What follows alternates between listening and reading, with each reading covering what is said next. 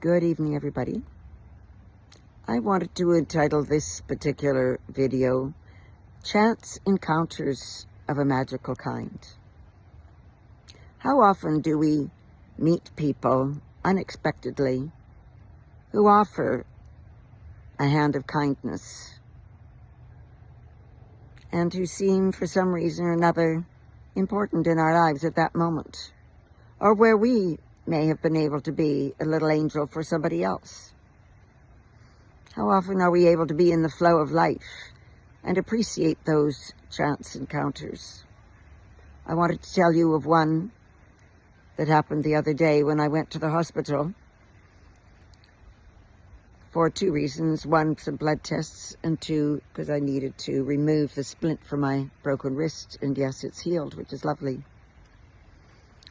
I was feeling a little lost as I walked into the entrance of the hospital, looking at the signs and wondering which path or a corridor I was meant to go down, when a young doctor stopped and saw I seemed a bit confused and said, "May I ask where you're wanting to go, and may I help?"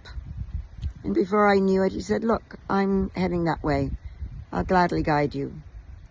And as he needed to stop every now and again, I discovered he was new to the hospital, and asked a steward. Everybody seemed so helpful, wanting to offer their services or their guidance.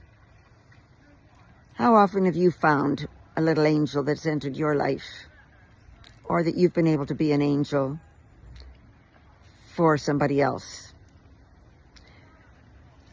I would suggest that Morella Sula and I, who had an amazing encounter in Greece at a Deepak Chopra event, that was a special encounter of a magical kind, and has led me to all sorts of challenges, from the social media challenge to the funnel challenge to the book challenge, geese here.